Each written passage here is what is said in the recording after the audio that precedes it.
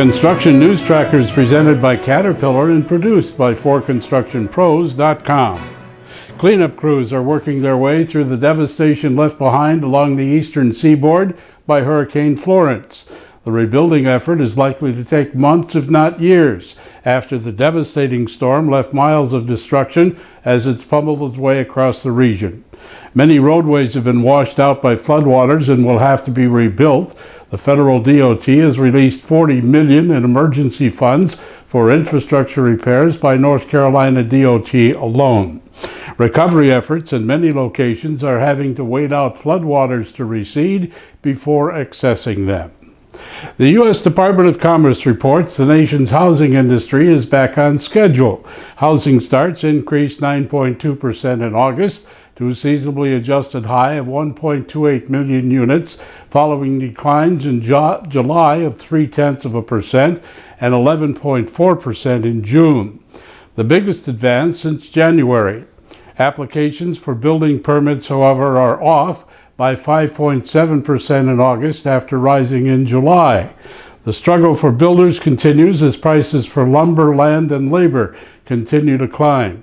Lumber prices alone have shot up by $7,000 per unit since 2017. Most of the August surge is being attributed to multifamily housing, which rose in August by 29.3%. Prices for construction goods and services continue to rise.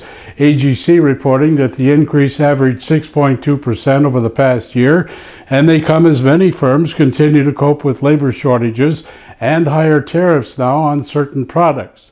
The prices are climbing at nearly double the rate that contractors have raised their bid prices to construct new buildings over the past year.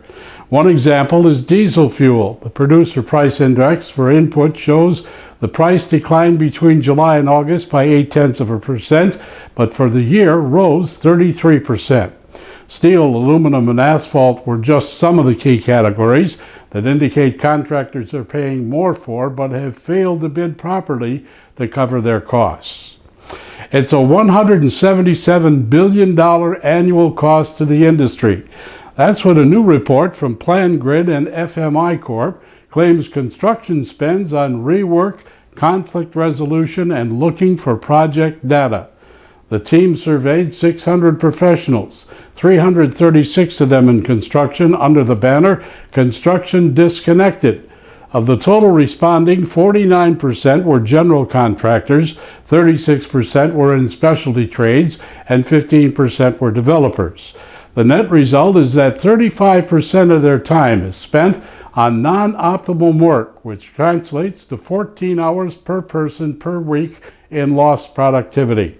Much of this is seen as poor communication and poor project information, which could be improved substantially with a keener sense of accomplishment.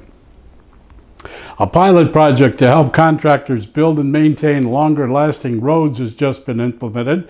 The National Center for Asphalt Technology and Minnesota DOT are engaged, along with Cargill Corporation, with testing in northern and southern climates. NCAT wants to determine how to best implement mixed design procedures, particularly those containing rejuvenators and wrap. Cargill, a big supplier to the industry, is interested in looking beyond recipe specs to focus on real-world results. NCAT's site at Opelika, Alabama, and the Minnesota DOT site at Albertville, Minnesota, should give all the parties the answers they seek in the multi-year effort. An ambitious plan to build some 60 miles of concrete seawalls, earthen barriers, floating gates, and steel levees along the Texas Gulf Coast is being touted as a means to control future flooding, such as seen by Hurricane Harvey last year. Dubbed the Coastal Spine, the project, to cost $12 billion, would run from the Louisiana border to the Texas Gulf Coast, south of Houston, and home to most of the state's 30 petrochemical refineries.